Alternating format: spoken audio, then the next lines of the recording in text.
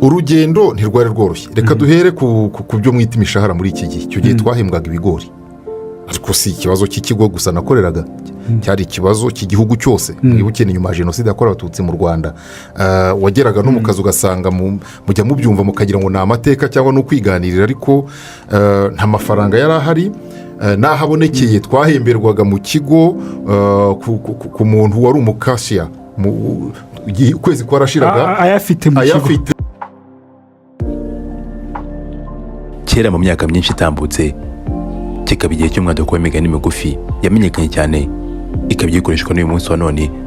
Umunyarwanda yaricaye arangije ahanga umugani w'umugenurano ugira uti imirimo ibiri yananiye impyisi.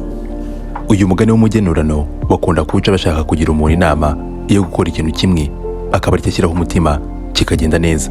Bitewe n'ibihe barimo, byari bikwiye ko umuntu akora ikintu kimwe ariko akagikora neza. Ariko se ndubu niko bimeze? Naje gukora ndasobanuza, bambwira ko imirimo ibiri impyisi yananiwe ari ukurya ndetse no guhuma icyarimwe. Uyu munsi nzi neza bamwe mu bantu bagifite imyumvire imeze gutya, ariko ku rundi ruhande nzi umuntu unyomoza uyu mugani. Ni umunyamakuru mwiza kandi w'umuhanga, imyaka bakaba 30 ayamaze muri uyu mwuga. Gihamya nakuka ko afite uburambe, ubushobozi budasigana n'ubushishozi. Ni umwe mu banyamakuru bagiranye ikiganiro n'umukuru w'igihugu. Si ikiganiro gusa, kuko cyari n'ikiganiro kiryoshye cyuje mu buhanga ndetse n'ubushishozi. Aya ni amahirwe atagirwa na buri wese. Ni umupasitori mu itorero rya ADEPR, aho Imana yamuhamagariye gukora umurimo wayo. Ni umuyobozi w'urwego rw'igenzura rw'itangazamakuru RMC, akaba umuyobozi mukuru w'igihugu cy'igihugu icy'itangazamakuru RBA. Uwo mvuga ntavuga yitwa Barore Cleophas, umugabo w'ibigwi bitajegajega mu mwuga w'itangazamakuru, umutangabuhamya mwiza w'iterambere ry'itangazamakuru mu Rwanda.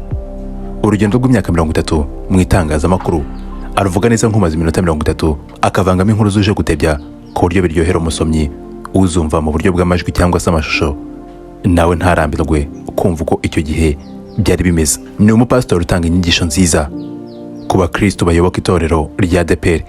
Nyamara habuze gato cyane ngo uyu mugabo w'amateka atangaje yibere padiri, dore ko byakomwe mu nkokora ahanini n'umukobwa bakundanaga ku kigo bari baturanye, ariko birangira uyu mukobwa batanabanye. Ibitaro bigarukaho, uretse kuba ari umupasitori akabihuza n'itangazamakuru, ibintu benshi badakura ngo babishyikire nk'ibidahagije. Akaba umuyobozi w'ibigo bibiri bikomeye mu Rwanda, ndavuga RMC ndetse na RBA. Nyuma y'ibi, ubundi Cleophas Barore ni muntu ki? Ese hari icyo bumva wamubaza mubashije guhura ukabasha kumwisanzuraho? Hari amatsiko se wumva ufite ku buzima bwe, uti uyu muntu iyo ari mu kigo ayobora aba ameze gute? Ese yatari mu nshingano aba ari gukora iki? Cyangwa se ibibazo birekeye kuriya nk'ibyo twabonye abaza umukuru w'igihugu abikurahe? Niba hari kimwe cyangwa byinshi muri ibi bibazo wibaza, ntujye kure, tera agatebe aho katagwa, ubundi tuganire birambuye ku buzima n'amateka bya Cleophas Barore. Aka ni agacuma k'ubumenyi usoma ugasobanukirwa, wacura ugacana ku bintu kutamenya. Nge wumva ndi Aime Confiance, baye ikaze.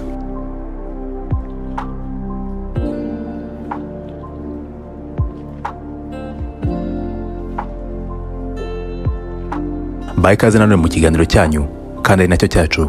Amazina ye bwite ni Cleophas Barore. Ni umugabo w'ibiro bitari bike, akaba ashinguye inshuro nyinshi, niba atari na zose ahubwo umaze kumubona ubona yambaye costume.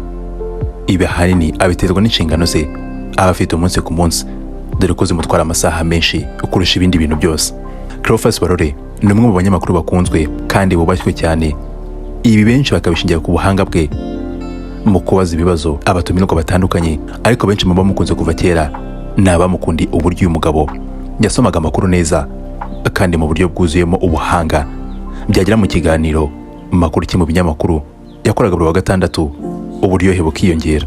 Benshi mu bamukurikira bakubwira ko warebye ikiganiro uyu mugabo yayoboye ushatse wahita wigira mu kazi cyangwa ukaryama ukaruhuka, kuko bigoye kugira ikindi kiganiro ureba nyuma y'icyo umaze kureba amaze kuyobora. Nubwo ari imvugo ishobora gusanishwa n'amarangamutima, ariko bigaragaza urukundo abamukurikira bamukunda ndetse n'icyizere bagirira ibiganiro bye. Baza Barore ugiye wigisha aba bantu ikinyarwanda,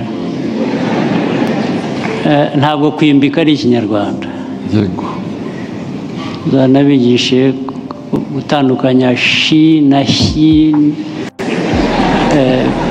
biratandukanye. Your Excellency, abandi bajyaho bakavuga ntago ubwo bavuga ntabwo. tubaze nyakubahwa perezida wa repubulika, tubashimiye umwanya muduhaye wo kugira ngo tuganire kuri iyi nsanganyamatsiko, uruhare rw'imiryango itekanye mu kwishakamo ibisubizo birambye, cyangwa se mu ndimi z'amahanga engaging families for community resilience. Amazina yanjye ndi Barore Cleophas. Nyakubahwa perezida wa repubulika, ku munsi w'ejo nk'uko n'umuhuza w'ibiganiro Cleophas Barore yavukiye mu cyahoze ari perefegitura ya Byumba, ubu akaba ari mu karere ka Gicumbi. Aha yaje kuhava ajya kuba mu muryango we Rwamagana, ariko naho aza kuhava ajya mu murwa mukuru w'igihugu cy'u Rwanda ari wo Kigali. Impano y'itangazamakuru kuri Cleophas Barore ni impano yavumbuye hakiri kare cyane. Ubwo yigaga mu mashuri yisumbuye yumvaga ubundi ari ikintu akunze cyane. Burya n'ubundi ngo ikisaba cyo muragendana cyangwa se uzaba we muragendana, niba ariyo mvugo nziza twakoresha. Ubwo uyu musore yari mu mashuri yisumbuye yaje kujya kwiga mu kigo cy'abihaye Imana cya EFAC. Iki kigo cyazamuye urukundo Barore yakundaga itangazamakuru ndetse bigatizwa umurindi n'uburyo yakundaga gusoma. Avuga ko hari ikinyamakuru cy'iryo shuri cyasohokaga baragiye muri vacances, ndetse hakaba n'ikinyamakuru cyabaga imbere mu kigo cyitwaga École des Jeunes. Barore tubonamo ubushobozi budafitwe na benshi muri uyu mwuga. Avuga ko yashatse kwiga itangazamakuru ariko ntibimukundire, agerageza kureba uko yakwiga indimi, nabyo biranga. Nubwo inzira zamuganishaga kuri mikro ndetse na kamera nk'umunyamakuru bitamukundiye, ariko uyu mugabo yagize amahirwe yo kwiga pedagogy, bityo akomeza gahunda yo gukunda gusoma cyane nk'imwe mu ntwaro y'umunyamakuru mwiza agomba kuba afite. Igihe uyu mugabo yigaga uburezi, avuga ko yagiye yigishwa kenshi ibijyanye no gusesengura, ndetse nyuma aza no kwiga Ikilatini. Nyuma y'uko Jenoside yakorewe Abatutsi mu mwaka w'1994 ihagarikwa, ikigo cy'igihugu cy'itangazamakuru cyatanze itangazo ry'uko gikeneye abanyamakuru. Mu by'ukuri ntabwo itangazo ryavugaga ko rikeneye abize itangazamakuru gusa, oya, ryavugaga ko bakeneye abanyamakuru. Ubwo itangazo ryagwaga mu matwi ya Cleophas Barore, yumvise inzozi yarose kuva kera cyane no zibaye impamo, maze nawe atera iya mbere ajya kwiyandikisha. Igihe cyarageze, maze mu kwezi kwa 11 mwaka w'1994 Cleophas Barore ndetse n'abandi bari kumwe bakora ikizamini kibemerera kwinjira mu kigo cyari cya Orenfort. Tariki 5 z'ukwezi kwa mbere mwaka w'1995 Cleophas Barore yahaye ibaruwa imwemerera kwinjira mu kigo cya Orenfort. Barore avuga ko kubona amabaruwa abinjiza muri kino kigo bitari bisobanuye ko abahita bajya kuri mikro, ahubwo ngo byabanje gufata igihe bagatozwa uburyo umunyamakuru yitwara mbere yuko batangira akazi kabo. Iki gihe cyari hagati y'ibyumweru 2. Uyu mugabo w'ubunararibonye ni umwe mu bantu bakunda akazi cyane. Mu magambo yivugira avuga ko iyo yinjiye mu gikorwa runaka aba akinjiyemo wese, ariko kandi ngo iyo atakigiyemo icyo rwose ntabwo aba yakigiyemo nyine. Dutangirangize kukubwira ko Cleophas Barore atari umunyamakuru gusa, ahubwo ari n'umupastor mu itorero rya ADEPR. Nubwo uyu munsi abwiriza ubutumwa bwiza benshi bakihana, ariko burya amateka ye nawe aratangaje. Cleophas Barore ni umwe mu bantu bahoze bakunda agatama by'indani, ngo iyo yabaga agiye kurisoma, ndavuga icupa ry'inzoga, yararisomaga wese kandi ntasome rimwe. Avuga ko yajyaga kunywa agahembuka, yewe akanasinda, aragenda bimbata y'inzoga. Gusa nubwo yari ari muri ubwo bubata bw'inzoga, iyo yageraga ku murimo nabwo yakoraga atiganda kandi agatanga umusaruro. Gusubije inyuma gato, ubwo Barore yatsindaga ikizamini cyo kuba umunyamakuru wa Orenfort, yabajijwe ishami yiyumvamo, ahitamo ishami ry'ibiganiro. Nguko uko yisanze mu kiganiro amakuru mu binyamakuru. Urugendo rwo n'urugendo rutari rworoshye habe na gato. Ni urugendo yatangiye ahembwa ibigori nk'uko abyivugira. Ibyo bikaba inyito y'ikimbo cy'ibyo twakwita imishahara y'uyu munsi. Urugendo ntirwari rworoshye. Reka duhere ku byo mwita imishahara muri iki gihe. Icyo gihe twahembwaga ibigori, ariko si ikibazo cy'ikigo gusa nakoreraga, cyari ikibazo cy'igihugu cyose. Mwibuke nyuma ya Jenoside yakorewe Abatutsi mu Rwanda, wageraga no mu kazi ugasanga mujya mubyumva mukagira ngo ni amateka cyangwa no kwiganirira, ariko nta mafaranga yari ahari.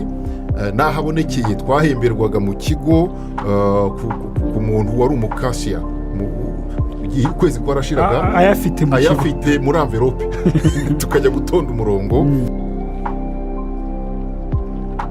ni akazi avuga ko katari koroshye na gato kubera ko ibikoresho byifashishwa mu itangazamakuru ry'ubu icyo gihe nta byari kumva uko bisobanura. Ko ibikoresho byorohereza umunyamakuru akazi bijyanye n'ibingibi mubona uyu munsi, za mudasobwa, ibikoresho bifata amajwi n'amashusho, wenda reka nivugire radiyo niyo nahereyemo, ibifata amajwi, utu dukoresho tworoshye ushobora no gushyira mu mufuka n'umuntu ntanamenye ko ugafite.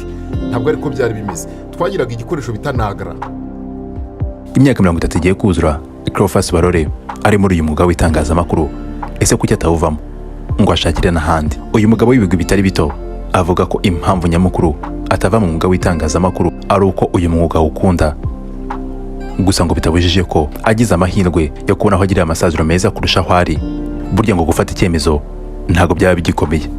Uyu munsi ni icyitegererezo cya benshi mu mwuga w'itangazamakuru. Nk'uko nabikubwiye mu kanya, ni umwe mu banyamakuru bagaragaje ubuhanga budasanzwe mu kiganiro yagiranye n'umukuru w'igihugu umunsi abwirwa ko ari uzakorana ikiganiro na nyakubahwa perezida wa repubulika. Ngo yasinzira amasaha make afite impungenge z'uko ashobora kubyuka agasanga ikiganiro cyarangiye kandi ari ufite kugikora mu nshingano. Barore abazwa n'umunyamakuru uko biba bimeze gutegura ikiganiro nk'icyo. Yavuze ko ari ibintu biba bikomeye kandi cyane, ndetse avuga ko hagize uwihandagaza akavuga ko kugirana ikiganiro na nyakubahwa perezida wa repubulika ari ibintu byoroshye, ngo yaba afite ikibazo cyo mu mutwe kandi kinakomeye. Barore yavuze ko mbere y'uko umunsi ugera yahawe timu itari munsi y'abantu 20 bagomba gufatanya gutegura ikiganiro. Muri abo hagombaga kuba harimo n'umukoresha we. Birumvikana uyu mukoresha ngo inshuro nyinshi yabazaga Barore ati, Barore uriteguye? Undi nawe ati yego nditeguye, ariko ari byo kwihagararaho. Umukoresha we akamubwira ati, ntugire ubwoba, turi kumwe nawe. Uyu mugabo Cleophas Barore ni umwe mu banyamakuru beza basajya mu nyandiko z'abanyamakuru igihugu cy'u Rwanda cyagize. Ni umuyobozi wa RMC, ikigo cy'igenzura cy'itangazamakuru, akanaba umuyobozi w'ikigo cy'igihugu cy'itangazamakuru RBA, akaba umunyamakuru ndetse n'umupastor mu itorero rya ADEPR. Urasenga ikakubwira ngo ndaje, ngo birihuse. Ibaze rero ikubwiye ngo kubera ko witwaye nabi, bizaza nyuma y'imyaka 7 kandi 7 mu mibare yanjye. Imibare y'Imana murayibutse? Imyaka 7 y'Imana yazasanga aho wavugaga feri, sheri uvuga feri. Ku bijyanye n'umuryango, Cleophas Barore afite umugore umwe n'abana 6. Ngibyo iby'ingenzi wamenya ku buzima bwa Cleophas Barore, umugabo w'ubukombe ari gukwiye n'igikombe mu mwuga w'itangazamakuru.